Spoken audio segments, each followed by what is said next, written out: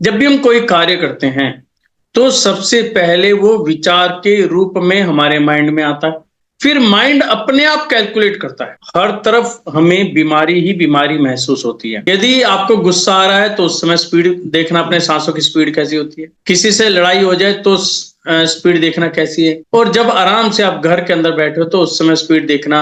जब आप तपस्या या साधना कर रहे हो तो उस समय अपनी सांसों की स्पीड देखना।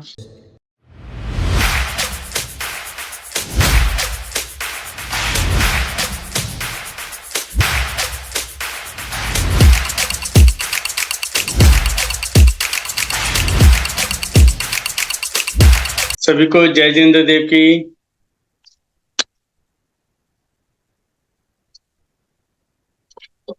कैसे हैं सभी?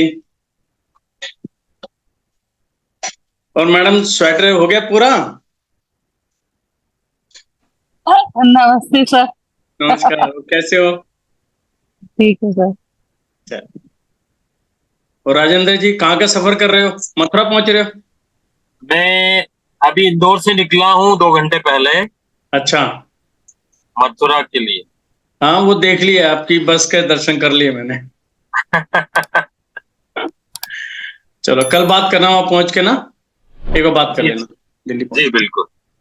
चलो।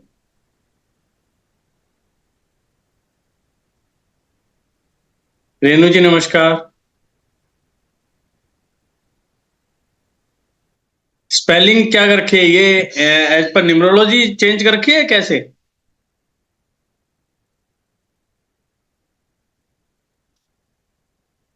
आवाज नहीं आ रही, अनम्यूट हो ये, अनम्यूट। ओके, हाँ। हाँ जी। नमस्कार सर। नमस्कार। मैं कह रहा हूँ ये स्पेलिंग चेंज कर रखी है न्यूमरोलॉजी के हिसाब से, ये शुरू से बचपन से यही है? नहीं नहीं, न्यूमरोलॉजी के हिसाब से थोड़ा न्यूमरोलॉजी के साथ। अच्छा। क्या नंबर बताएं लिखा तो। है? क्या नंबर क्या है? हाँ, क्या नंबर लिया है इसमें? इसमें है शायद वन है, वन। और आपकी डेट ऑफ बर्थ क्या है? वन नहीं, सॉरी। मेरी डेट ऑफ बर्थ 11 अक्टूबर। अच्छा, 2 नंबर। और इसका हाँ। क्या निकाला इन्होंने? मैंने अभी देखा था थोड़ा, पूरा टोटल मैंने 7 किया था। 7? फर्स्ट लेटर वन था शायद, और देख के मैं बताती हूँ। बताइए सर थोड़ा। नहीं, वो तो एक्चुअल में कैलकुलेशन के ऊपर डिपेंड है ना, आपने कैलकुलेशन क्या करी। अच्छा, थोड़ा मैं देख के बता देती हूँ सर। चलिए, कोशिश करें सभी अपनी वीडियोस ऑन कर लें। दीपाली जी आपके दर्शन नहीं हो रहे?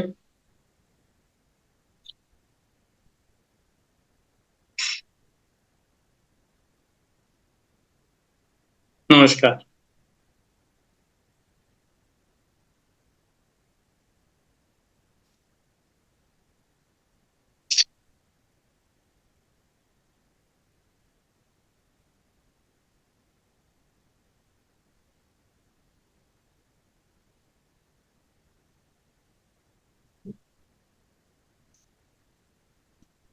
चलिए स्टार्ट करते हैं। थोड़ा 10-15 मिनट अपने पिछली उसके अंदर, हमने जो पिछला वेबिनार था तो हमने उसके अंदर बात करी थी कि सुख कितने होते हैं, है ना? और उसके अंदर सबसे पहला सुख क्या होता है, हम किसके पीछे जा रहे हैं, हमें क्या चीज लेने की भावना है, क्या है। तो हमने उस दिन देखा कि 15 टाइप के सुख होते हैं, अलग अलग तरह के। लेकिन उसके अंदर जो सबसे पहला सुख होता है वो होता है निरोगी काया, कि हमारा जो शरीर है स्वस्थ रहे, किसी भी प्रकार का रोग नहीं है। तो ये सबसे पहला सुख है। यदि पहला सुख है तो आगे आने वाले सुखों का फायदा है। अदरवाइज आपके पास चाहे जितने बड़े सुख हो, कोई बेनिफिट उनका नहीं होता।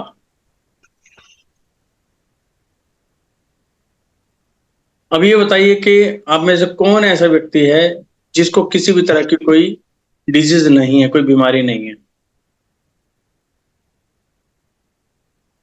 क्या सभी के पास कुछ ना कुछ है? तो ऐसा क्यों?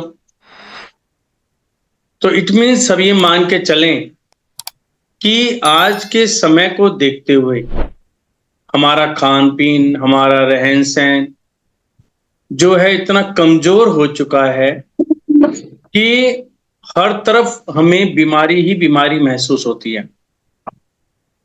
हमारा ऑरा डाउन होता जा रहा है, हमारी इनर जो साउंड है वो वीक होती जा रही है। और यही कारण है, जैसे जैसे हमारी इनर साउंड वीक होती है, हमारे शरीर के अंदर बीमारी आनी शुरू हो जाती है। और इस बीमारी का कारण क्या है? कोई बाहर का व्यक्ति नहीं है। इस बीमारी का कारण है हम स्वयं। हमारे कारण ही हम बीमार हैं। और यदि हम उस कारण को ढूंढ लें, समझ लें, तो मैं समझता हूं आज के समय में भी 80% प्रॉब्लम सॉल्व हो जाती है। आज कभी भी बीमार पड़ते तो हम सबसे पहले क्या करते हैं? डॉक्टर के पास भागते हैं। आपने डॉक्टर की दवाई ली, आप ठीक हो जाते हैं। क्या आप परमानेंट ठीक हो पाते हैं या टेम्परेरी ठीक होते हो? तो यदि सर्वे देखा जाए तो हम टेम्परेरी ठीक हो गए, क्योंकि बॉडी के अंदर एक बार प्रॉब्लम आ गई तो वो नहीं जाती, कहीं ना कहीं दबी रह जाती है। हम दवाइयां लेते हैं, वो दब जाएगी, हम उस समय ठीक हो जाएंगे। लेकिन कोई भी एक ऐसा टाइम आएगा फिर उभर के हमारे सामने आ जाएगी। तो वो हमारे लिए बड़ी चैलेंजिंग पोजीशन हो जाती है कि हम करें तो क्या करें। अब जैसे कोरोना काल आया कोरोना काल में काफी लोगों को कोरोना हुआ, काफी लोग ठीक भी थे, कोई दिक्कत नहीं। और घर में भी 4 मेंबर हैं तो 2 को 3 को कोरोना हुआ, एक बिल्कुल ठीक था। तो उसका कारण क्या था? जबकि कहते थे कि हवा यदि पास होगी, टच से ये कोरोना फैल रहा है, लेकिन कुछ लोगों को कोरोना हुआ ही नहीं। तो आपने ये भी देखा होगा कि जो व्यक्ति स्ट्रांग रहे, जिनकी इम्यूनिटी पावर बहुत ज्यादा स्ट्रांग रही, या उससे जो लड़े, आपने देखा होगा फैमिली काफी मेंबर थे, नहीं मैं खड़ा हूं ना, कोई बात नहीं, मैं बाहर जाऊंगा, दवाइयां भी लानी है, सामान भी लाना है, देना भी है, सब कुछ करना है। जैसे पीछे ऑक्सीजन कमी आई थी, लोग सड़कों पर भाग रहे थे, है ना, उनको कुछ नहीं हुआ। क्यों? क्योंकि उन्होंने अपनी बॉडी की पावर को जबरदस्त स्ट्रांग बना के रखा। यदि हमारी इम्यूनिटी पावर स्ट्रांग है और हमारी कल्पना शक्ति, हम क्या सोच रहे हैं, क्या विचार कर रहे हैं, बहुत कुछ इसके ऊपर भी डिपेंड है। क्योंकि ये जो हमारा माइंड है ना, ये सारा गेम इसी का है। फिर क्या होता है? डॉक्टर से बचे, हम कहते हैं यार डॉक्टर पे नहीं जाना, तो कहां जाएं फिर दूसरा हमें ऑप्शन मिलता है, भी योगा करो। बहुत बढ़िया योगा। योगा करने के कम से कम साइड इफेक्ट तो नहीं है। लेकिन योगा में क्या चीज आती है कि वो हमारी फिजिकली पावर को स्ट्रॉन्ग कर देता है। फिजिकल हम फिट होने शुरू हो जाते हैं, क्योंकि जब हम योगा करते हैं तो क्या है, हम अपने अंदर स्ट्रांग होने लग जाते हैं। अब योगा में भी आजकल क्या है, मिक्सिंग होने लग गई। हम क्या करते हैं, घूमने जा रहे हैं, योगा कर रहे हैं, तो साथ में मोबाइल लेकर घूमते हैं। टहल रहे हैं तो 2 बंदे घूम रहे हैं तो बातें करते हुए घूम रहे हैं, लेकिन कह रहे हैं देखो जी हम योगा पे जा रहे हैं, हम घूम रहे हैं, सुबह सुबह जाते हैं, हम 1 किलोमीटर घूमते हैं। लेकिन क्या सही मायने में आप घूम रहे हो? जो चीज योगा में होनी चाहिए, क्या वो आप कर रहे हो? पॉइंट है ये कि जो योगा का बेनिफिट है, क्या आपकी बॉडी को मिल रहा है? जो लोग मोबाइल लेके बातें करते हुए जा रहे हैं, हाँ ये तो हो सकता है कि उस समय ऑक्सीजन आपको मिल रही है, लेकिन यदि आप ये समझें कि आपकी बॉडी में जो एनर्जी लेवल आना चाहिए वो आ रहा है, वो अपने आप को धोखा देने के बराबर है। क्योंकि उसके अंदर क्या चीज होती है, जब हम योग कर रहे होते हैं, अपनी बॉडी के अंदर एनर्जी जनरेट कर रहे होते हैं, तो उस समय हमें फीलिंग भी लेकर आनी पड़ती है और अपने पूरे शरीर के अंदर एनर्जी को घुमाना भी पड़ता है, जिससे हमें पता चले हमारे शरीर के अंदर कहाँ कहाँ एनर्जी की कमी है और वहां पर हम उसको बढ़ा सके। यहां पर हमने अपने शरीर की एनर्जी बढ़ा ली। अब तीसरा हमारा पॉइंट आता है कि व्यक्ति कहां जाता है, अब वो पहुंचेगा साधना में, और वो साधना करना शुरू कर देता है। साधना में आपको क्या मिला कि जो हमारा दिमाग है वो बड़ा शांत हो जाता है, स्थिर हो जाता है। साधना से बहुत कुछ परिवर्तन आता है, हमारी सोच भी पॉजिटिव होती है, हम जो नेगेटिविटीज है वो भी दूर हो जाते हैं। लेकिन वो कितनी देर दूर हो पाते हैं, क्योंकि साधना के अंदर बॉडी का भी बहुत बड़ा रोल है। यदि हमारा शरीर बीमार है तो हम साधना ही नहीं कर पाते। यदि हमारा माइंड बीमार है तो हमारा शरीर भी ठीक नहीं है। यानी कि दोनों चीजें एक दूसरे के ऊपर डिपेंड हैं, क्योंकि हमारे माइंड में जो सोच आती है, जो विचार आते हैं, उन्हीं विचारों से हमारी बॉडी के अंदर वर्किंग होनी शुरू हो जाती है। जब भी हम कोई कार्य करते हैं तो सबसे पहले वो विचार के रूप में हमारे माइंड में आता है, फिर माइंड अपने आप कैलकुलेट करता है, मुझे करना है या नहीं करना, करना है नहीं करना। उसने कहा करना है तो क्या हुआ, बॉडी के अंदर वो इंस्ट्रक्शन देता है कि ये वाला मुझे काम करना है, तो आपके हाथ पैर सब कुछ हिलने लग जाते हैं। माइंड ने कह दिया नहीं करना, तो आप वहीं के वहीं बैठे रहिए। इसका एक एग्जांपल लेते हैं कि मान लो आपको खाना बनाना है, समय हो गया सब कुछ, तो आप कहते हो ये खाना बनाया, क्या सब्जी बनानी है, आपने सब कुछ तय कर लिया, ठीक है। तो अभी एकदम कॉल आई कि नहीं, आज तो बाहर चलेंगे खाना खाने के लिए। क्या हुआ, क्या आपकी बॉडी काम करेगी? किचन में आप जाओगे? नहीं जाओगे, क्योंकि वहां से ऐसी इंस्ट्रक्शन मिली, माइंड ने कहा नहीं, काम नहीं करना, तो आपकी बॉडी जो है एकदम मना कर देगी नहीं। फिर एक कॉल आई कि नहीं, आज बाहर नहीं, आज तो घर का ही बनाना, खाना बना हुआ खाएंगे। फिर क्या रिएक्शंस होते हैं बॉडी के, कि अभी तो हाँ करी थी, अब ना होगी। यानी कि बॉडी, जो माइंड है, उसके अंदर जो इंस्ट्रक्शंस है वो चेंज हो रही है। तो चेंज होने के बाद भी हाथ काम नहीं करते, क्योंकि मन ही नहीं करता, क्योंकि मन वहां पे दब गया। यार अच्छे वाले जा रहे थे, रोक दिया, रोकने से कहा मन के अंदर एक अलग से विचार आए, खुशी हुई, और आपने 5 मिनट के अंदर कई तरह के विचार अपने माइंड में ले लिए कि वहां जाऊंगी, ये करूंगी, मैं आइसक्रीम भी खाऊंगी, ये खाऊंगी, वो खाऊंगी, और एकदम प्लान चेंज हो गया। तो माइंड ने क्या करा, उसी को समझ लिया नहीं, तो आपकी बॉडी ने काम करना बंद कर दिया। अब यहां पर यह बात आती है कि योगा तो हमें फिजिकली फिट कर रहा है, साधना हमें मेंटली फिट कर रहा है, लेकिन इन दोनों की कंपैटिबिलिटी कौन बना रहा है, इन दोनों को कौन फिट कर रहा है? और हमारी माइंड और हमारा जो शरीर है, जिसे हम कहेंगे तन और मन, इनको कंपैटिबल कौन बना रहा है? इनको बना रही है आपकी स्वर साधना। स्वर क्या करता है? स्वर आपके शरीर को भी स्ट्रांग बना रहा है और आपके मन को भी स्ट्रांग बना रहा है, और दोनों की कंपैटिबिलिटी को भी बना रहा है। क्योंकि जो जो श्वास जा रहे हैं, एक बार ऑक्सीजन बॉडी के अंदर जा रही है तो मल्टीपल काम कर रही है। ऑक्सीजन बॉडी के अंदर गई तो क्या कर रही है, जो हमारा बॉडी का पार्ट है, जो डाइजेशन पार्ट है, वहां पर भी वर्क कर रहा है। उसने वहां पर वर्क किया, डाइजेशन आपकी प्रॉपर होगी, वहां से आपका ब्लड मिला, वो हार्ट में गया, हार्ट की पंपिंग प्रॉपर हुई, उसने पंपिंग करके पूरी बॉडी के अंदर ब्लड का सर्कुलेशन फ्लो कर दिया, और वही फ्लो जो है हमारे माइंड तक भी पहुंचा, बॉडी के अलग अलग पार्ट तक भी पहुंचा। तो वहीं से सारी वर्किंग शुरू हो गई।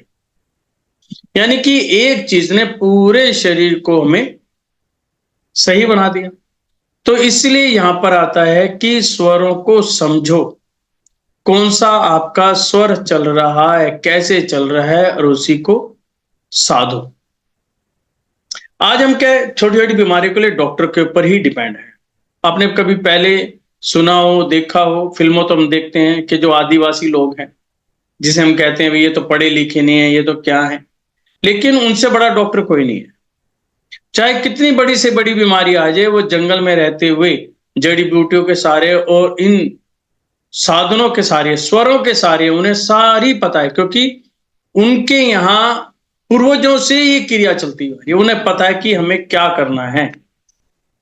वो अपने आप को ठीक कर लेते हैं। फिर दूसरा क्या है, वहां पे फिजिकल वर्क ज्यादा है, वो ठीक हो जाते हैं। ऐसे ही यदि हम अपने ऋषि मुनियों को देखें, वो पहाड़ों पे रहते हैं, जंगलों में रहते हैं, कम से कम खाना खाते हैं और तपस्या में लगे रहते हैं। पानी भी कम पीते हैं, खाना भी कम खाते हैं। मतलब अपने शरीर को जितनी आवश्यकता है तपस्या करने के लिए सिर्फ उतना ही भोजन ग्रहण करते हैं, ओवर भोजन ग्रहण नहीं करते। उसके बावजूद भी हमारे से बहुत ज्यादा फिट हैं, निरोगी हैं काया, किसी तरह का कोई रोग ही नहीं है। तो इट मीन्स क्या हुआ, इट मीन्स ये है कि हमारा तन और मन दोनों का स्वस्थ होना बहुत जरूरी है। इसलिए स्वर साधना के अंदर कहा गया कि 3 बातों का विशेष ध्यान देना है। नंबर 1, जब भी बैठो सीधा बैठो, रीढ़ की हड्डी आपकी बिल्कुल सीधी होनी चाहिए। जब आप गहरा श्वास लें तो श्वास आपका टॉप से बॉटम तक जाना चाहिए। अब वो कैसे, एक तो रीढ़ की हड्डी सीधी, और जब आप श्वास लें तो आपका पेट फूलना चाहिए, बाहर की तरफ आना चाहिए। श्वास छोड़ें तो पेट अंदर जाना चाहिए। इट मीन्स आपने श्वास की पूरी प्रक्रिया को पूरा किया है। दूसरा क्या बताया, दूसरा बताया कि आपके जो विचार हैं वो जो है पॉजिटिव होने चाहिए, नकारात्मक विचार बिल्कुल भी नहीं। क्योंकि जैसे ही नेगेटिव थॉट आएगी, वहां आपकी बॉडी के अंदर एक केमिकल जनरेट हो जाएगा जो बॉडी के लिए हानिकारक होगा। हानिकारक भी किस सेंस में, कि आपकी बॉडी ढीली पड़ जाएगी, सुस्त पड़ जाएगी। आप ये समझेंगे कि मेरे बस की तो कुछ काम है ही नहीं, मैं तो कुछ कर ही नहीं सकता, मैं तो बेकार हूं, मैं घर का लालन पालन कैसे करूं, या मैं खाना कैसे बनाऊं, मेरे बस की तो कुछ है ही नहीं। क्योंकि नेगेटिविटी आ गई ना, चारों तरफ से नेगेटिव ने आपको घेर लिया। जो भी सोचेंगे आप नेगेटिव ही सोचेंगे कि मैं कुछ कर ही नहीं सकता, बीमार हूं।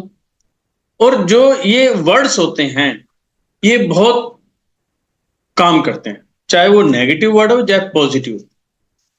और यही वर्ड पॉजिटिव हो जाए तो आपके अंदर एकदम एनर्जी लेवल आना शुरू हो जाएगा। आपको लगेगा कि मैं ही कर सकता हूं इस काम को, मैं हर तरीके से कंपैटिबल हूं, मैं ये काम कर सकता हूं, हर तरीके से मैं पूर्ण हूं, मैं संपन्न हूं, हर तरीके से। जैसे जैसे ये विचार आते चले जाएंगे आपकी बॉडी के अंदर एनर्जी लेवल ऑटोमेटिकली बढ़ता ही चला जाएगा। तो 3 चीज आपने समझी, सांसों को पूरा पेट तक भर के लो, सीधे बैठो, और नकारात्मक विचार बिल्कुल भी नहीं। फिर आता है कि जब भी आप खाना खाना है, सोना है, उस समय अपने स्वरों का भी विशेष ध्यान रखो। अब जो मेन बात आती है कि हम दुख किससे हैं, हम दुखी किससे हैं, या हमारे मन में डर क्या है, हम किस चीज से डरते हैं। डर हमारे मन में जो सबसे बड़ा डर है, हम कोई भी काम करते हैं ना, तो सबसे पहले हम घर पे काम ना करके पहले क्या सोचते हैं कि समाज क्या कहेगा, लोग क्या कहेंगे। ये जो डर है ना, ये बहुत भयानक है हमारे लिए। हर बंदे की अपनी परिस्थिति अलग अलग है, अपनी अपनी है। कोई फाइनेंशियली स्ट्रांग भी हो सकता है, कोई फाइनेंशियली वीक भी हो सकता है। और खासकर दिल्ली के शहर के अंदर हम देखें, यहां पर जो मैं महसूस करता हूं, यहां पे दिखावा बहुत ज्यादा है। घर के अंदर उसको खाने के लिए कुछ हो ना हो, लेकिन उसके गेट के बाहर गाड़ी होनी चाहिए। क्यों? क्योंकि पड़ोसी के घर के बाहर गाड़ी खड़ी, तो उसको अपना स्टेटस बना के चलना है। और उस स्टेटस को बनाने बनाने में वो कभी जो है कंगाल के रूप में भी आ जाता है। और ये दिल्ली का सर्वे है कि दिल्ली के अंदर 95% जो हैं गाड़ियां लोन पर चलती हैं, मतलब अपनी गाड़ियां ही नहीं है, लोन पर चल रही हैं। तो ये क्या चीज है। और इसी चीज को यदि हम दूसरे शहरों में चले जाएं, गांव के अंदर चले जाएं, वहां पे क्या है, हम लोग क्या कहते हैं, मोटा खाना और मोटा पहनना। इट मीन्स वहां दिखावा नहीं है, जो भी उनकी अर्निंग है उनको बचा कर रखते हैं, अपने हिसाब से खाते हैं और अपने हिसाब से ही रहन सहन होता है। आप कभी उनको ये नहीं देखें वे सूटेड बूटेड है, ये ड्रेस होनी चाहिए, ये होना चाहिए, नहीं, वो सिंपल खाना। और वहां पर हमने ये चीज देखी है, बहुत अच्छे अच्छे लोग जो कि जो यहाँ कहते हैं ना, हम 1 या 2 करोड़ रुपए में करोड़पति बन गए, वहां 10, 10, 15, 15 करोड़ की पार्टीज हैं, लेकिन आप उनको देख लोगे तो आप कहोगे ऐसा हो ही नहीं सकता। बिल्कुल रहन सहन बिल्कुल सिंपल, सिंपल चप्पलों में चलना, यहाँ तो थोड़ा सा भी पैसा है तो शूज शूज भी फिर उनके लेवल ही चेंज हो जाते हैं। तो वहां पर दिखावा नहीं, और यही कारण है कि गांव के लोग शहरों से ज्यादा तंदुरुस्त भी हैं, क्योंकि ना तो दिखावा ना कुछ, सिंपल रहना, सिंपल खाना। यहाँ पर दिखावे के कारण हम बाहर वाले को दिखा रहे हैं, लेकिन अंदर अंदर कहीं ना कहीं हम घुट भी रहे हैं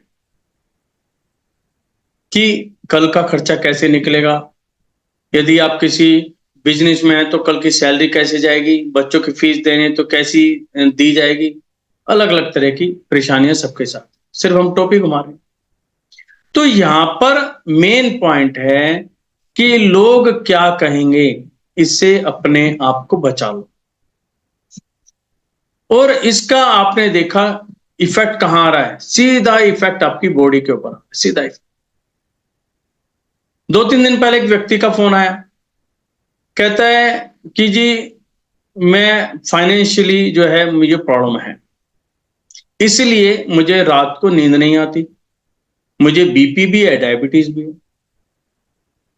तो मैं अब उससे एक नॉर्मल मैंने बात पूछी, आज ये बताइए कि फाइनेंशियली कौन वीक नहीं है, सारे वीक है, लेकिन आप कंपैरिजन किससे कर रहे हो। सबसे पहले तो ये बोलिए, मैंने एक लकीर बनाई, फॉर एग्जाम्पल मैंने ये पेन लिया, अब मैं उनसे पूछ रहा हूं इसकी लंबाई छोटी है बड़ी है, कोई आंसर है इसका।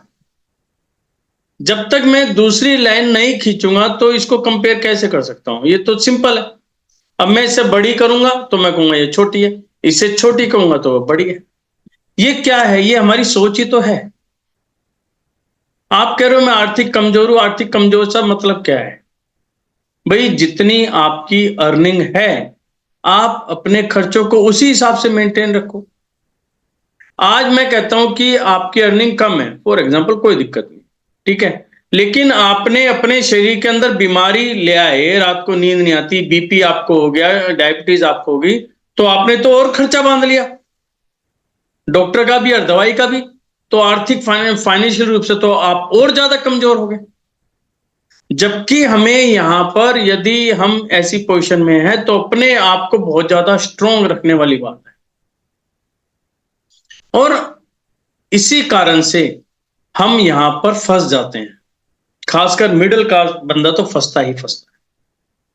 सिर्फ दिखावा भी करना है और कर भी नहीं पा रहे, वो दोनों तरफ से बीच में अटका हुआ है। तो यहां पर हमें सिर्फ देखना है कि हमें दिखावा नहीं करना है, अपने अपनी फैमिली को देखकर ही काम करो, कि दूसरा क्या कहेगा छोड़ दो उसको। और अब मैंने ये भी चीज देखा, जिन लोगों ने ऐसी सोच बनाई है वो पहले से बहुत खुश हैं, बहुत खुश हैं। यही चीज हमारी पिछले महीने एक मीटिंग में हुई, तो 5-6 लोगों ने नियम लिया था कि अब हम परवाही नहीं करेंगे, हम अपने हिसाब से चलेंगे। तो मैं उन लोगों से बीच में बात होती है, वो कहते हैं हम बहुत सेटिस्फाइड हैं, बहुत ठीक है, मन खुश है, क्योंकि अर्निंग तो उतनी है लेकिन अब हमें तसल्ली है। अब हमने उसको डिवाइड कर लिया कि कौन सा खर्चा कहां करना है। पब्लिक को छोड़ो, पब्लिक तो नहीं अपने करती रहेगी। तो ये चीजें हमें यहां पर करनी है। दूसरा क्या है, जो आज की डेट के अंदर प्रॉब्लम आ रही है कि हम जो बीमार हो रहे हैं, एक तो शारीरिक तरीके से बीमार होते हैं, एक होता मानसिक रूप से बीमार होना। शरीर में तो हम ये कहेंगे चलो जी हमने कुछ खा पी लिया उसके कारण प्रॉब्लम आ गई, या कोई चोट वगैरह लग गई उसके कारण प्रॉब्लम आ गई, लेकिन मानसिक रूप से बीमार होने का क्या मतलब है। मानसिक रूप से बीमार होने का सिंपल एक ही कारण है कि हमने अपनी सोच को अपने ऊपर हावी कर रखा है। हम डर के बैठे हैं कि कल क्या होगा, परसों क्या होगा, जबकि कल आया ही नहीं है। लेकिन पहले से ही आज ही बैठ के कल के बारे में सोचने लग जाते हैं, कल क्या होगा, कल क्या होगा, कल क्या होगा। तो यहां पर हमें अपने आप को प्रेजेंट में लाना होगा। फ्यूचर को छोड़ दो और पास्ट को भी छोड़ दो। सिर्फ पास्ट से आप एक्सपीरियंस ले सकते हो कि आपका क्या एक्सपीरियंस रहा है, लेकिन आप पास्ट को लेकर नहीं चल सकते। कई लोग क्या होते हैं, ये बात बहुत जगह आई कि भी हम उस समय हमारे पास इतना पैसा था, 4-4 गाड़ियां थी, आज क्या है, एक भी गाड़ी नहीं है। मेरे पास एक व्यक्ति मिले, मैं उनके यहाँ बल्कि फैक्ट्री के अंदर विजिट पे भी गया। उस बंदे ने मुझे बताया कि एक समय ऐसा था कि मेरे पास 100 एम्प्लॉइज थे, 100 एम्प्लॉइज। BMW से नीचे तो मैं बात ही नहीं करता था, मतलब BMW गाड़ी, क्योंकि करोड़ों में है। और आज की पोजीशन ये है कि मेरे पास 5 एम्प्लॉय हैं और जो सामने स्कूटर खड़ा है ये भी सेकंड हैंड मैंने खरीदा है। अब जो ये चीज उसने बताई मुझे भी बड़ा अजीब सा लगा, लेकिन उसका काम बड़ा गजब का था, बिल्कुल यूनिक। लेकिन वो कहीं ना कहीं डाउन था, तो उसको क्या कहेंगे कि उसका कोई ना कोई पूर्व कर्म उसके आगे आ गया। और वो ढूंढ रहा है कि मेरे घर के अंदर या मेरी फैक्ट्री में क्या परेशानी है, क्या कारण है। उसके साथ साथ में अब क्या कर रहा है, लोगों की पेमेंटें रोक रहा है। क्यों रोक रहे हो? पैसा तो चाहिए काम करने के लिए, मान ये तो तुम और गलत काम कर रहे हो। अब ऐसी परिस्थिति में जो आपने अच्छा समय देखा, सिर्फ आप उसको याद करके आज का समय बिगाड़ रहे हो, ये कौन सा तरीका हुआ? तो होना क्या चाहिए कि आपको पिछले से जो आपको नए ऐशो आराम के जो भी पिछला समय मिले वहां से आपने आपके अपने दिमाग को हटाना पड़ेगा। साथ में बच्चों को भी बताते हैं, हम ऐसे थे, हम ऐसे थे, गाड़ियों में सफर करते थे, हम इन होटलों में जाते थे। यानी कि बच्चों को भी ख्वाब दिखा रहे हैं। अब जब बच्चा इन भावनाओं में चला जाएगा, इन ख्वाबों में चला जाएगा, तो आज की डेट में उसके ऊपर क्या इंप्रेशन आएगा? वो तो डिमांड करेगा कि मुझे भी ऐसा चाहिए, जब आप ऐसे माहौल में रहे तो मुझे भी माहौल क्रिएट करो। अब वैसा माहौल क्रिएट करने के लिए आपको कहीं ना कहीं गलत काम करने पड़ेंगे। तो हमें इन चीजों से बचना है।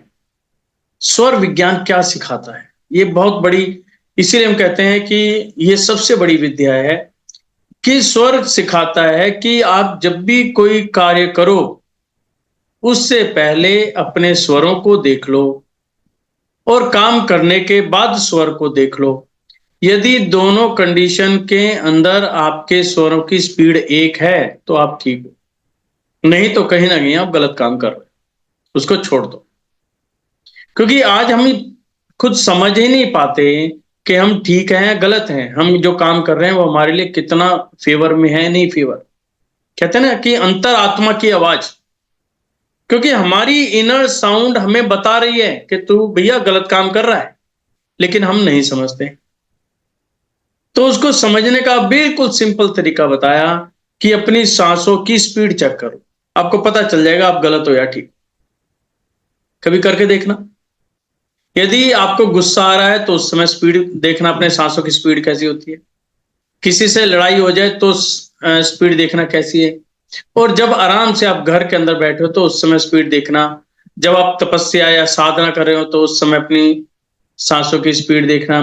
जब दो फ्रेंड आप बैठ के बातें कर रहे हो तो उस समय सांसों की स्पीड देखना। सिर्फ इसकी स्पीड देखने से ही आपको आइडिया लग जाएगा कि ये क्या हो रहा है, काम गलत है, अच्छा है, या इस समय माहौल कैसा है। यानी कि हमारी बॉडी अपने आप बताती। इसलिए कहते हैं कोई भी एक काम कर रहे हो, आप काम करना चाहते हो, आप डिसाइड ही नहीं कर पा रहे कि मैं काम करूं या नहीं करूं।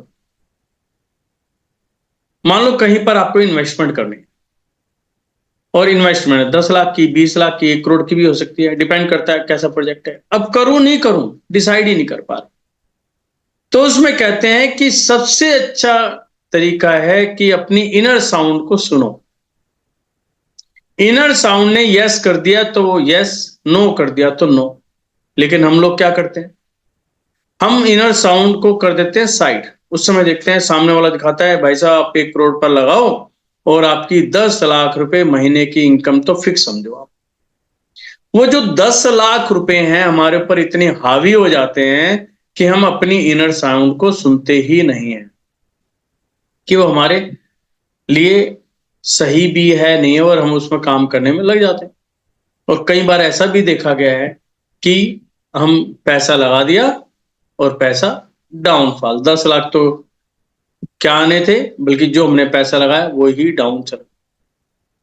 लेकिन आजकल एक दूसरा तरीका भी आ गया है जो हम लोग करते हैं कि एनर्जी से ही बात कर लेते हैं। कुछ लोग कहते हैं हमें इनर साउंड पता नहीं चल पा, तो आजकल ऐसे इंस्ट्रूमेंट्स हैं जिनकी वजह से आप अपनी एनर्जी से बातें कर सकते हो, और एनर्जी आपको बताएगी कि ये काम आपके लिए सही है या नहीं है।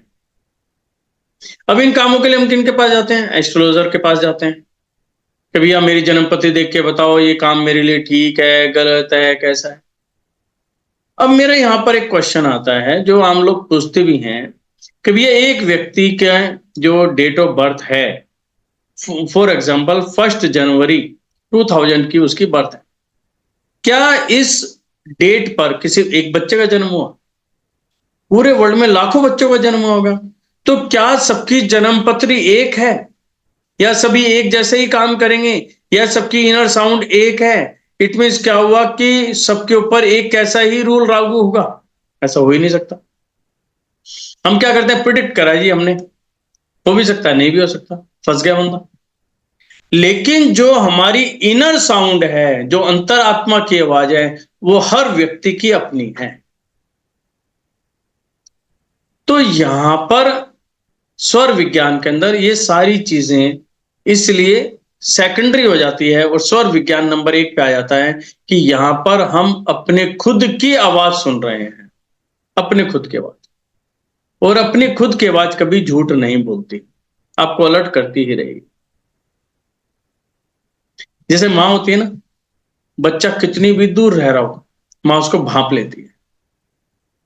बच्चा यदि झूठ बोल रहा हो ना, माँ उसके फेस को पढ़ देती है, ये झूठ बोल रहा है।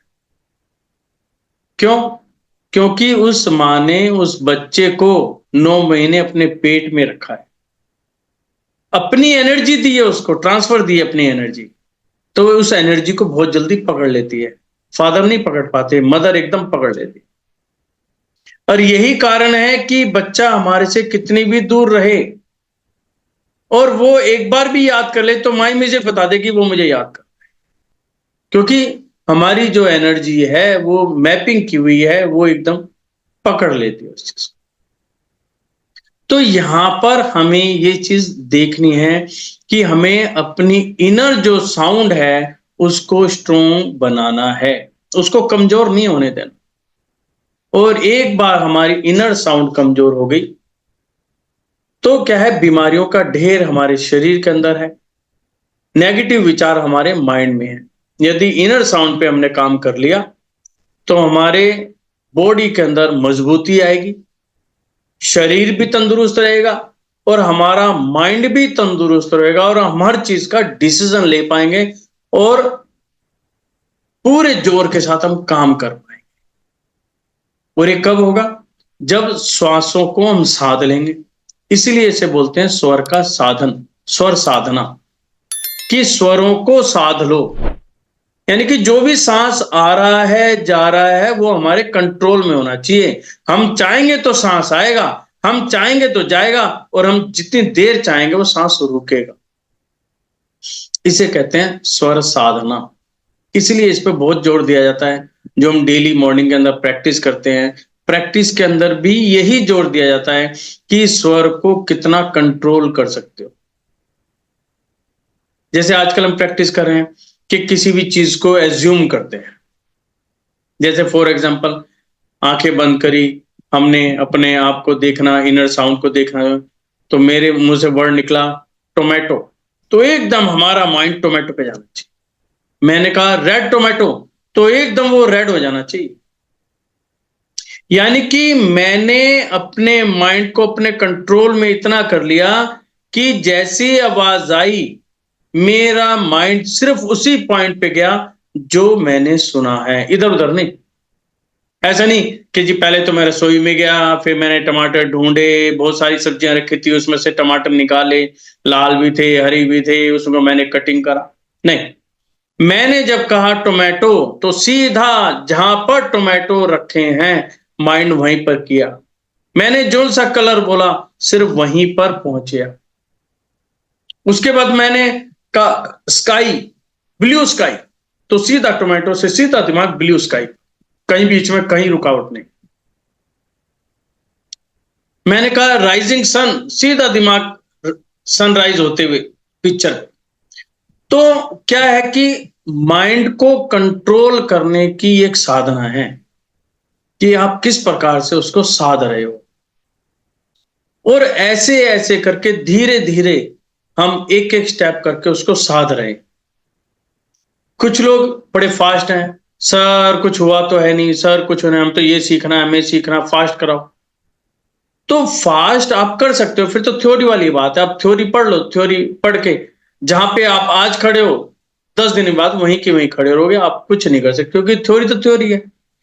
स्वर विज्ञान जो है, स्वर साधना, ये टोटली प्रैक्टिकल है, थ्योरी है ही नहीं इसमें। थ्योरी तो सिर्फ इसलिए पढ़ाई जाती है जो हमें बेसिक्स पता चल जाए कि हमें कौन से रास्ते पर चलना है, पहले समझ तो लें रास्ता है क्या। आपने तो बता दिया इस रास्ते पर जाना है, लेकिन हमें पता ही नहीं इसका बेनिफिट है, नुकसान है, इसमें रोड़े आएंगे, कंकड़ आएंगे, गिरेंगे, करेंगे, अपने आप का तैयारी तो कर ले। तो थ्योरी तो सिर्फ इतना पार्ट है, और एक बार यदि हम प्रैक्टिकल के अंदर आ गए तो हम जो चाहते हैं वो हम कर सकते हैं। दूसरा जोर दिया जाता है यहां पे कि जो भी आप अपनी साधना करते हो, कोशिश करो ब्रह्म मुहूर्त में करो, जिसे ब्रह्म मुहूर्त जो है 3:40 से 5:30 बजे के बीच में माना गया है। तो ये एक ऐसा समय होता है जहां पर जो एनर्जी लेवल बहुत जबरदस्त होता है। पूरे 24 घंटे में एनर्जी लेवल इस समय सबसे ज्यादा होता है, ठंडकपन ज्यादा होता है, इस समय गर्मी नहीं होती। आप चाहे कुछ भी कर लो, आपका माइंड में जो आपका कहते हैं ना एलिमेंट जो है, वो फायर एलिमेंट में कन्वर्ट नहीं होगा।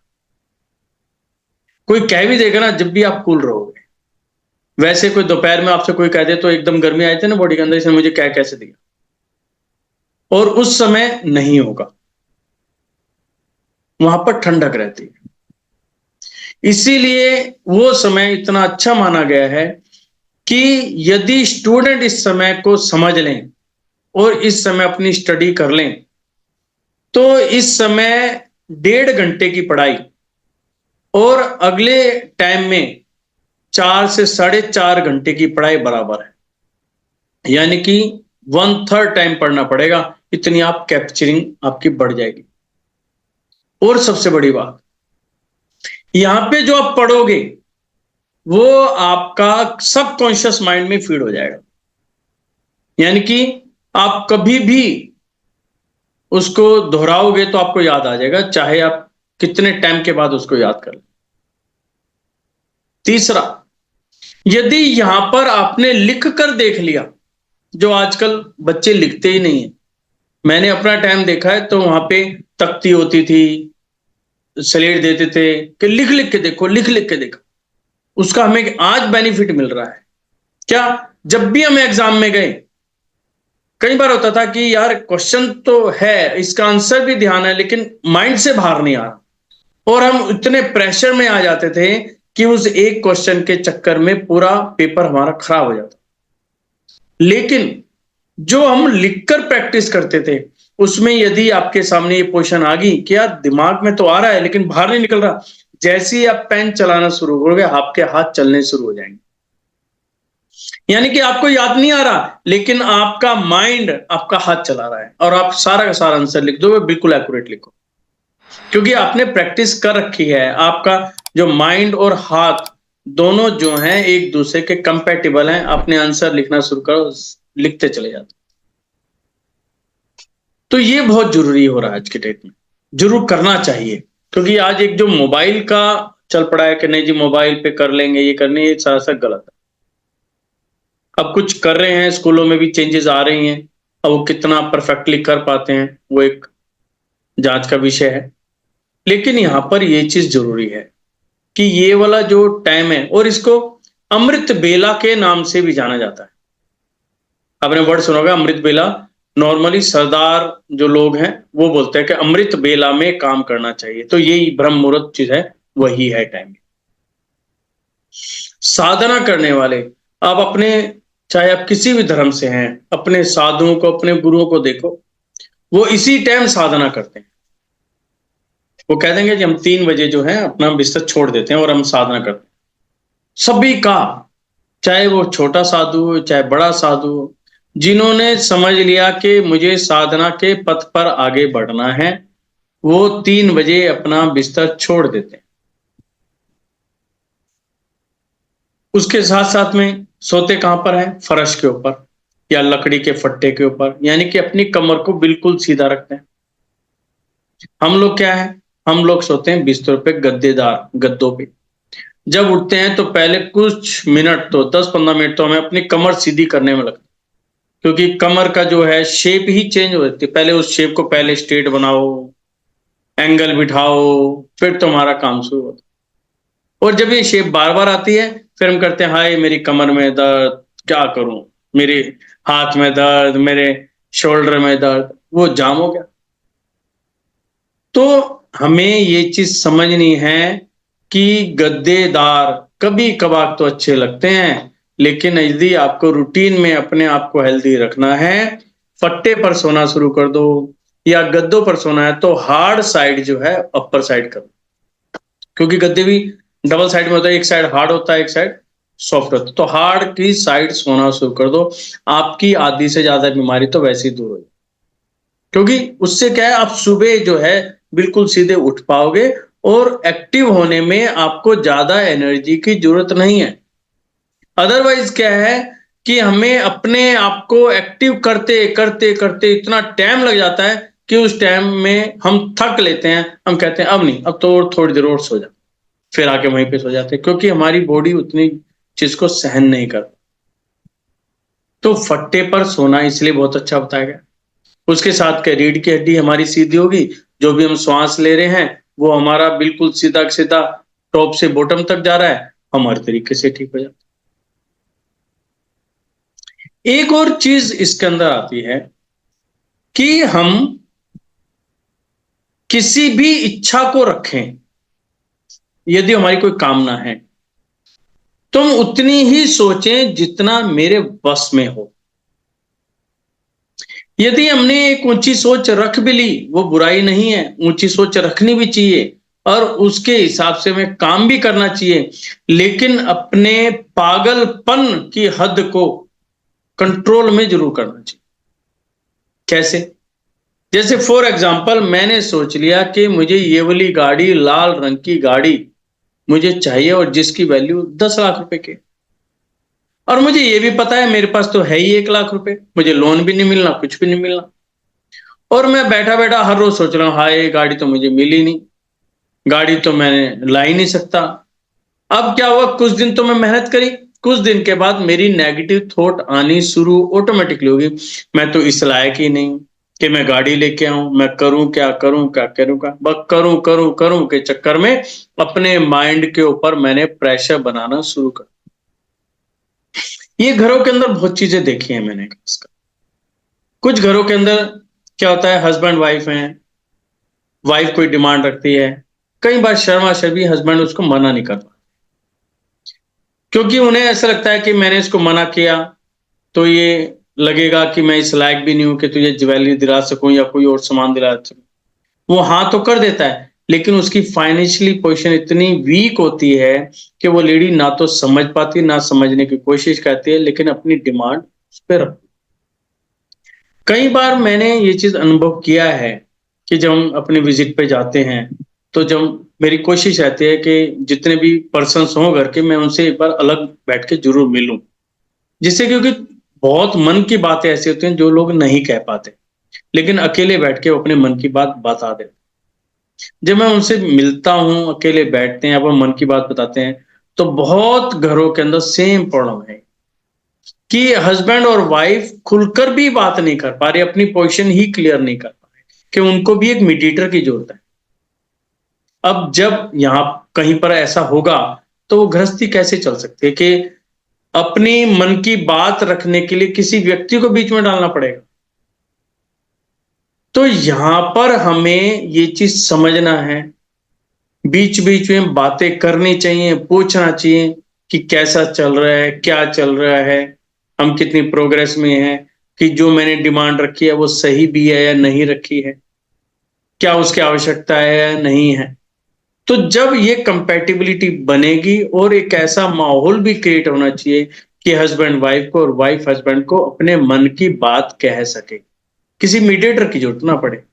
यदि मीडिएटर की जरूरत पड़ गई तो मैं नहीं समझता कि वो गृहस्थी सफल गृहस्थी है। और दूसरा, जो हमने डिमांड रखी उससे देखो मैं पूरी नहीं कर पाया था, लेकिन उससे क्या माहौल बना। एक व्यक्ति चाह रहा है कि मुझे मिलना चाहिए लेकिन उसको नहीं मिला, तो क्या होगा, उसके अंदर एनर्जी लेवल हावी हो जाएगा, यानी कि उसके अंदर फायर एलिमेंट एक्सेस हो गया। जब भी वो घर में उसका हस्बैंड आया, उसने डिमांड रख दी, आप ये नहीं लेके आए, लेकिन ये दूसरी साइड क्या होगा, वो उसको पूरा नहीं कर पा रहा तो उसके ऊपर प्रेशर बन गया, उसका भी फायर एलिमेंट एक्सेस हो गया।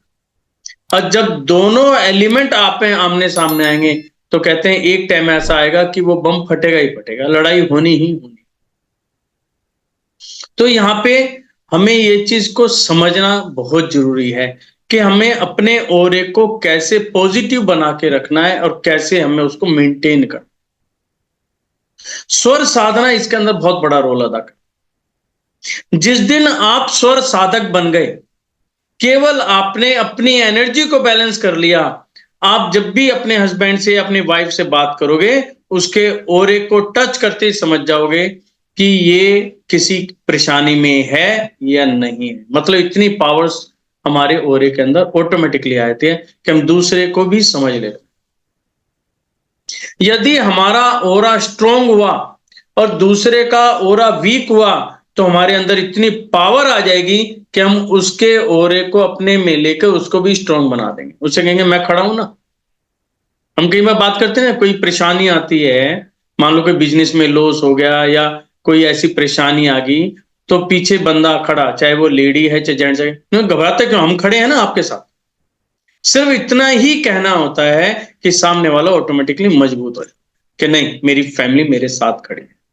ये कब हो पाएगा, जब हम अपने आप को स्ट्रोंग कर पाएंगे, अपने ऑरे को स्ट्रोंग कर पाएंगे, अपनी इनर साउंड को स्ट्रोंग कर पाएंगे। यदि आपका ऑरा ही नेगेटिव है तो उसके ऑरे को कैसे स्ट्रोंग करोगे, सिर्फ आप बातों में रह सकते हैं लेकिन आप उसको कुछ नहीं कर सकते। तो यहां पर हर हालत में हमें अपने ऑरे को बहुत मजबूत करके चलना है। डेली स्वर साधना के अंदर जाना है, नाड़ी शोधन पर हमें विशेष ध्यान देना है, और उसके बीच बीच में कभी कभार जो है हमें जो है योग निद्रा पर भी वर्किंग करनी चाहिए कि अपने माइंड को हर हालत में फ्रेश रखो।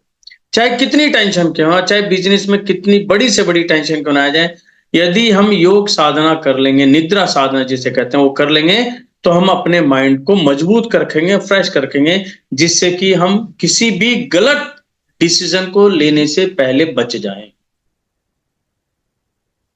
इसीलिए अब की बार हमने 19 तारीख का प्रोग्राम रखा, जो भी 19 मई को आ रहा है, कि इसके अंदर हम सिर्फ प्रैक्टिकल ही करेंगे और वो आमने सामने करेंगे कि प्रैक्टिकल में हम समझ पाएंगे सही मायने में स्वर है क्या। जो हम योग साधना कर रहे हैं, नाड़ी शोधन जो करें। नाड़ी शोधन है क्या? हमारे शरीर के अंदर हम बोलते हैं 72,000 नाड़ियां हैं। अब नाड़ियों से मतलब क्या है? नाड़ी जिसके अंदर जो है एयर फ्लो कर रही है, यानी कि ऑक्सीजन फ्लो कर रहा है, हम श्वास लें। नाड़ियां वो भी हैं जिनके अंदर ब्लड फ्लो कर रहा है। जो ये 72,000 नाड़ियां हैं, ये केवल एयर के लिए हैं, ये केवल ऑक्सीजन वाली हैं। ये जो ब्लड की हैं वो अलग है। अब इनके अंदर जो गंदगी फंस गई है, जिससे नाड़ियों में रुकावटें आ गई हैं, और एक नाड़ी के अंदर रुकावट आती है तो आसपास की कई नाड़ियों को भी ब्लॉक कर देती। तो उन नाड़ियों की शुद्धि करना, उनमें से जो भी गंदगी है, जो भी मल फंस चुका है, उनको बाहर निकालकर फेंकना। पर ये बहुत ही आसान है, बहुत ही सिंपल। हमारे आचार्यों ने इतने सिंपल तरीके बताए हैं कि हम नाड़ी शोधन बड़े प्यार से कर सकते हैं। एक बात पता चल जाना चाहिए, आराम से करते हो, जो हम सुबह प्रैक्टिस भी करते हैं। कई बार मैं कराता रहता हूँ इस चीज को, करो भी ये चीज। उसके साथ में फिर योग निद्रा। योग निद्रा कैसे करें? नाम सुना है, वीडियो भी सुन लेते हैं, लेकिन खुद अपने ऊपर इंप्लीमेंट करके कैसे करें? हम अपनी बॉडी को कैसे एहसास कराएं कि सही मायने में बेनिफिट है? लोगों ने कहा, सुना, चल दिए, इसका इफेक्ट है या नहीं है? तो ये वाली चीजें आपको समझनी पड़ेगी, देखनी पड़ेगी। तो 19 तारीख को मेरे ख्याल मैक्सिमम लोग आए रहे हैं। जो नहीं अभी सीट बुक कराएं उनको करा लें, सिर्फ कल का लास्ट डे है। आपको सारी चीज प्रैक्टिकल वहां पे करने को मिलेंगे और आपको बहुत कुछ नया कुछ सीखने को मिलेगा। और मैं ये समझता हूं आप अपनी जिंदगी में बहुत कुछ नई चेंजेस पाएंगे। और उसके बाद जो लोगों ने अभी तक स्वर साधना की ही नहीं है, तो एक नया बैच आ रहा है लेवल 1 का, 27-28, ये 5 दिन का रहेगा। 3 दिन के मैं 5 दिन का कर रहा हूं, क्योंकि पहली बात थोड़ा भागम भाग रही, अब वो मैं भागम भाग भी नहीं करनी, पूरी थोरली 5 डेज का रहेगा। जो वो करना चाहते हैं तो वो भी कर सकते हैं, लेकिन उसको समझो, प्रैक्टिकल करो और खुद समझ के लोगों तक फैलाओ इसको। मेरी तरफ से पूरी परमिशन है, क्योंकि मैंने ये चीज देखी है। आजकल थोड़ा ट्रेंड चल गया, आप सीख सकते हो, आगे नहीं सिखा सकते, नहीं। मेरी फुली छूट है। जो आप सीखो, पहले अपने ऊपर इंप्लीमेंट करो, उसको अनुभव में लाओ। जब आपके पास पॉजिटिव रिजल्ट आने लग जाए, आप दूसरों को सिखाना शुरू करो, क्योंकि ये एक ऐसी विद्या है, जितनी फैलाओगे उतनी बढ़ती चलेगी और आपके अंदर मतलब कहते हैं ना, कॉन्फिडेंस लेवल बढ़ेगा। सबसे बढ़िया थी कॉन्फिडेंस लेवल, कि मैंने अपने ऊपर तो कर ली, पता नहीं रिजल्ट आया नहीं आया, होगा नहीं होगा, मैं कंफ्यूज हूं। मैंने दूसरे को भी कराई, वहां से रिजल्ट आया। मैंने भी किया था, हाँ मेरे पास भी आया था, 50% मेरे पास आया, लेकिन दूसरे के पास भी आया, तो मेरे अंदर ऑटोमेटिकली कॉन्फिडेंस बढ़ गया। नहीं, ये जो मैं कर रही हूं बिल्कुल ठीक कर रही हूं, इट मीन्स मुझे और ज्यादा करनी चाहिए। बस ये कॉन्फिडेंस मैंने लेके आया। और आप जो लोग हैं, आपने देखा ही है, कुछ लोग बोल भी नहीं पा रहे थे, ग्रुप को हैंडल नहीं कर पाते, आज वो बोल पा रहे हैं। क्यों? कॉन्फिडेंस लेवल बढ़ गया। और मेरा अब की बार भी प्रयास रहेगा, इस सेशन में भी मैंने 1 घंटे का जितना भी समय मिलेगा सेशन के बाद, उस समय भी उसी ग्रुप को दिया जाएगा, फर्स्ट लेवल, सेकंड लेवल के, जिससे हम आपस में बैठ के बातें कर सकें। कोई कंफ्यूजन है, कुछ है, और मेरी कोशिश है कुछ लोगों को जितना भी समय मिलेगा मैं स्टेज पर भी बुलाऊंगा कि बताओ अपने आप को, आपने क्या किया, अपने कॉन्फिडेंस के लेवल को बढ़ाओ। क्योंकि आज की डेट में सामने वाले को फेस करना बड़ा मुश्किल है। अकेले तो आप 10 बातें कर सकते हो, लेकिन जब आपके सामने 10 पर्सन खड़े होंगे, उनको कैसे फेस किया जाए, वहां पे कैसे बोला जाए। क्योंकि मैंने ये चीज फील करी है।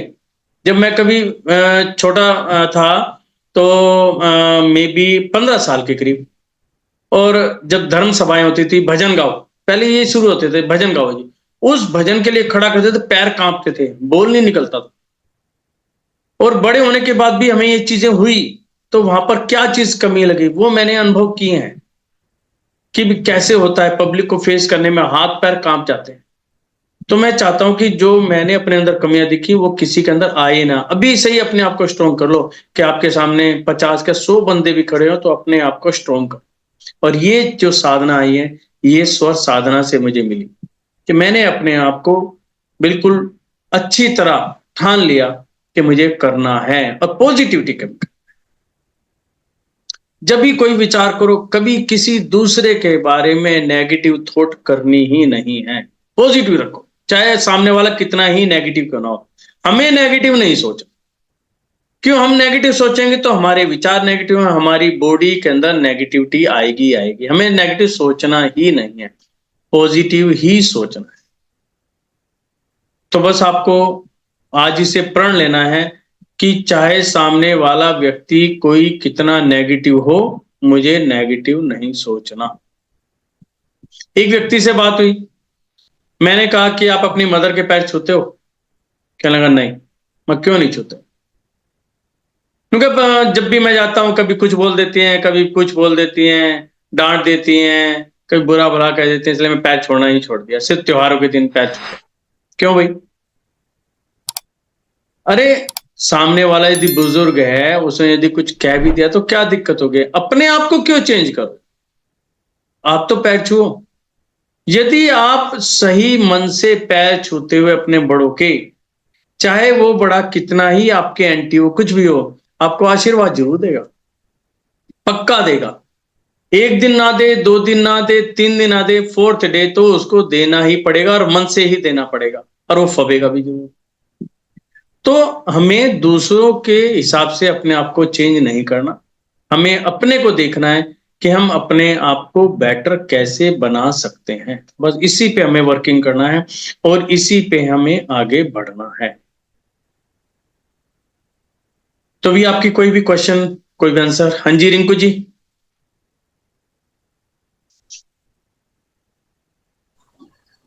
नमस्कार सर। नमस्कार सर अभी आपने बोला कुछ ऐसे इंस्ट्रूमेंट हैं जिससे हम अपनी इनर एनर्जी से बात कर सकते हैं जी।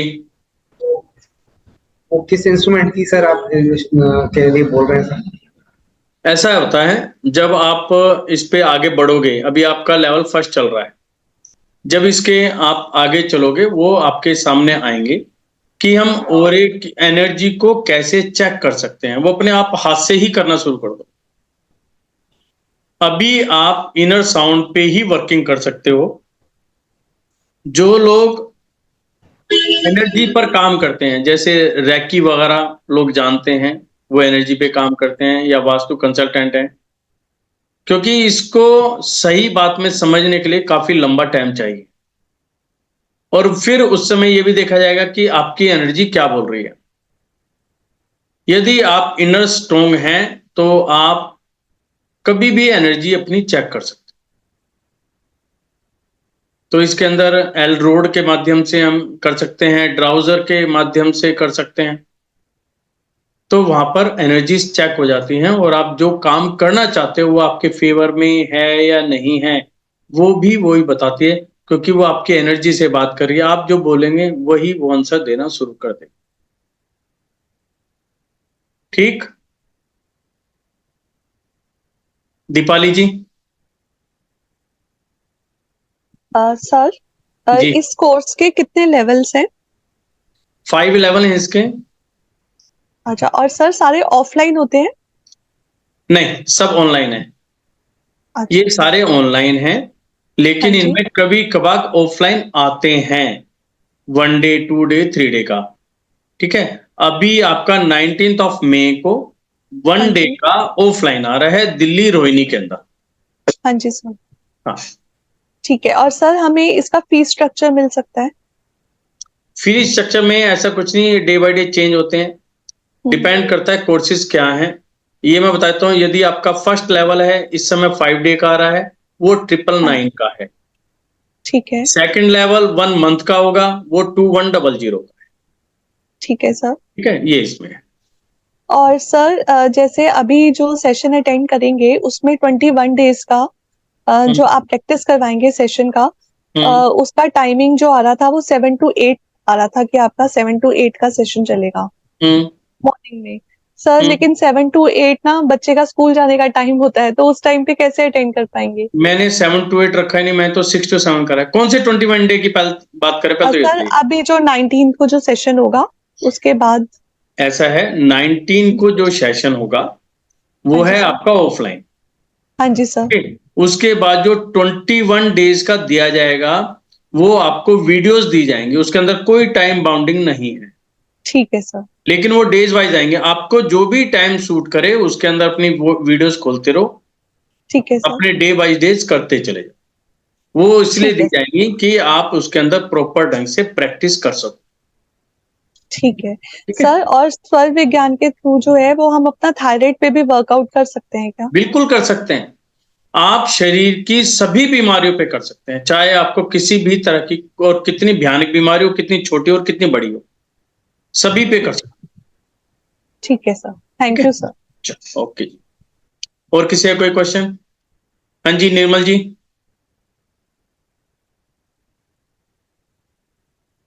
क्या है सर? जी, डेज का कौन सा प्रोग्राम है? कौन सा 19 का? नहीं, 19 का तो ऑफलाइन है दिल्ली हाँ हाँ में, हाँ बट हाँ। आप 21 डेज का प्रोग्राम होगा फिर, जो नहीं, ऑफलाइन जो ऑनलाइन। प्रोग्राम नहीं है। उसके अंदर क्या है, जो हमारे 19 को आ रहे हैं उनके जी। लिए एक है 21 डेज और 21 मिनट, जो नए स्टूडेंट हैं उनके लिए है ये। ओके। जो आप लोग कर रहे हो ना अभी, मॉर्निंग के अंदर जी कर रहे हो, तो जी उसी जी। को हमने एक वीडियो फॉर्म में लिया है।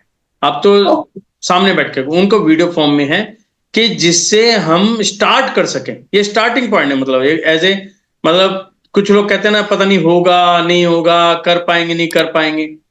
हमने ये विचार किया कि ना से अच्छा है कि बंदे जुड़े इस चीज से। कुछ जी जुड़ नहीं पा रहे, कुछ ना कुछ दिमाग में रहता है, पता नहीं हो पाएगा नहीं या करेंगे नहीं। कि स्टार्टिंग के लिए क्या कि जिससे जुड़े, इसको समझें, ठीक है।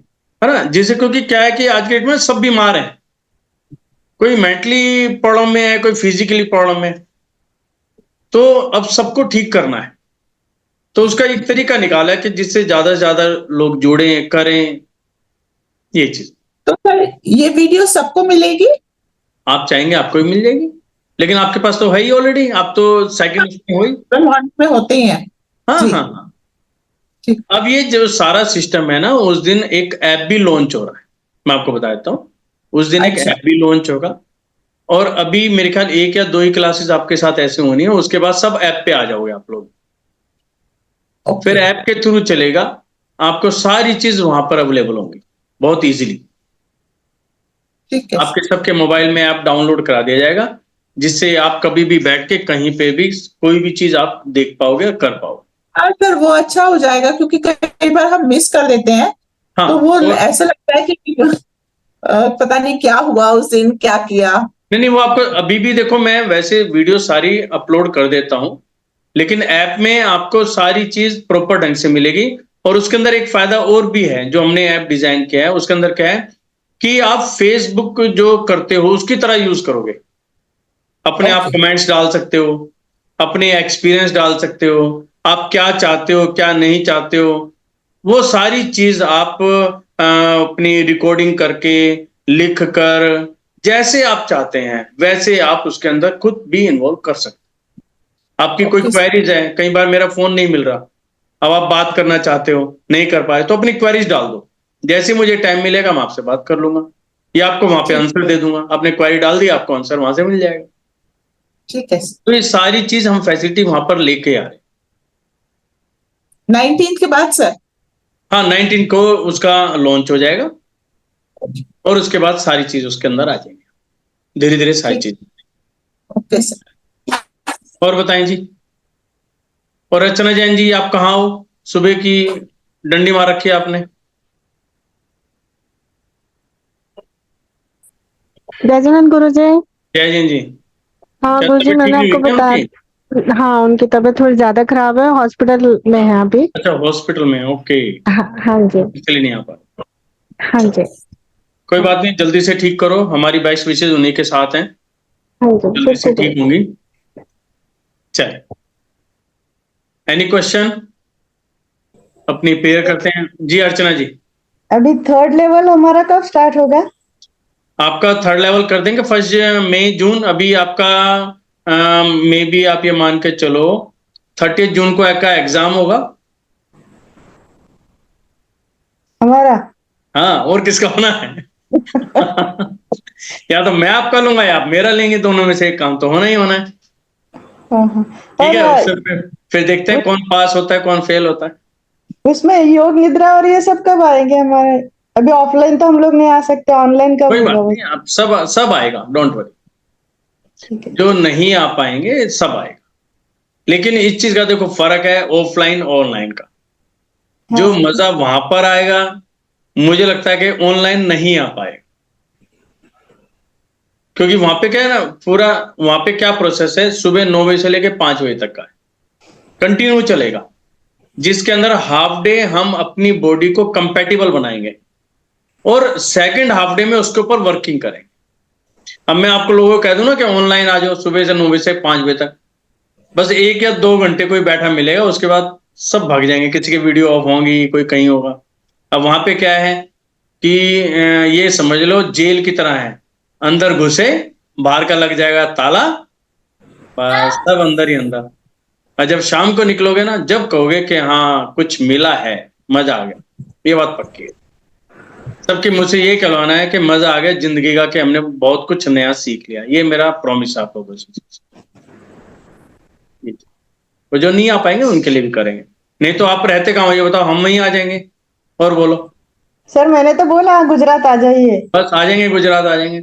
बनाओ अपने 25-30 मेंबरों का ग्रुप बनाओ, आपके पास आ जाएंगे। देखो कोई भी ग्रुप बनाने के लिए 25 मेंबर्स मिनिमम चाहिए, उससे ऊपर जितने हो उतने बढ़िया। बनाओ, आपके यहाँ पहुंच जाएंगे, कोई दिक्कत नहीं। राजरानी जी, लखनऊ को बुला रहे हो अभी, ये बता दो आप। हाँ आ जाइए। बस आ जाइए, वेलकम। हम तो आ नहीं पा रहे, वहाँ बहुत याद आ रही है। तो 19 तारीख एनर्जी को कैसे मिलेगी हमें, एनर्जी कैसे मिलेगी? 19 तारीख को बहुत सोच रहे थे कि पहुंच जाए आपके वहाँ, लेकिन आओ ना। बहुत मुश्किल है। मुश्किल अभी कुछ नहीं नहीं आ होता, मुश्किल कोई वर्ड नहीं होता। यदि आपने मन में ठान ली तो मुश्किल कोई नहीं है। अभी एक पर्सन जो है अभी वोल्वो में ही है, इंदौर से आ रहे जी हैं, इंदौर के पास जी भी किसी गांव से। उन्होंने मन में ठान के मुझे बता दी थी कि मैंने अपना प्रोग्राम बना लिया, पहुंच रहा हूं। आज दोपहर में रिंकू जी का फोन आ लिया कि जी मैं पहुंच रहा हूं, ये आगरा से आ रहे हैं। तो सिर्फ हमें सोच की बात है। आपने यदि सोच बना ली तो रास्ता दूर नहीं है। यदि आप सोचो कोशिश कर रहे हैं, कोशिश वर्ड सही मायने में नेगेटिव वर्ड में आता है, क्योंकि कोशिश हाँ पूरी नहीं होती है ना। हाँ, लेकिन तो अभी इस बार नहीं आ पा रहे हैं। कोई बात नेक्स्ट नहीं, कब फिर होगा, नेक्स्ट फिर करेंगे, आएंगे जरूर। बिल्कुल बिल्कुल। चलिए प्रार्थना मुद्रा में। जय श्री कृष्ण। नमो अरियंताणम, नमो सिद्धाणम, नमो आयरियाणम, नमो उवज्झायाणम, नमो लोये सवसावणम। अरियंतों को नमस्कार, सिद्धों को नमस्कार, आचार्यों को नमस्कार, उपाध्यायों को नमस्कार, जग में जितने साधु गण हैं उन सबको मेरा नमस्कार। मेरे माता पिता और मेरे जीवन साथी के माता पिता को मेरा चरण स्पर्श। मेरे पितृदेवों को मेरा नमस्कार।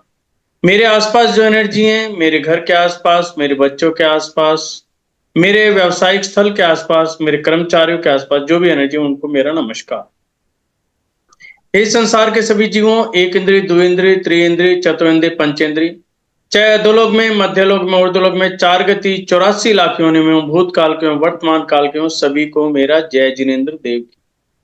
मेरे द्वारा, मेरे परिवार के द्वारा, तन मन धन से, मन वचन काय से, प्रत्यक्ष रूप में अप्रत्यक्ष रूप में जो जो गलती, जो जो पाप, जो जो त्रुटियां हुई हूं, उन सभी के लिए क्षमा भाव। यदि आपकी सेवा में किसी तरह की कोई कमी रही हो, उसके लिए क्षमा भाव, क्षमा भाव, क्षमा भाव। और मैं भी सभी जीवों को क्षमा करता हूं। ओम शांति। मुस्कुराते हुए, हंसते हुए, आपकी सभी की रात्रि बहुत बहुत शुभ हो, मंगलमय हो। Thank you sir, thank you. Thank you जी। जय जिनेंद्र और अभी गुरु भी जी। जिन्होंने सीट बुक नहीं की है, कल का लास्ट डे है, फिर मत कहना कि बुक नहीं हुई, कर लो बुक। थैंक यू, थैंक नमस्कार। यू गुरु जी। जय जिनेंद्र। जय जिनेंद्र।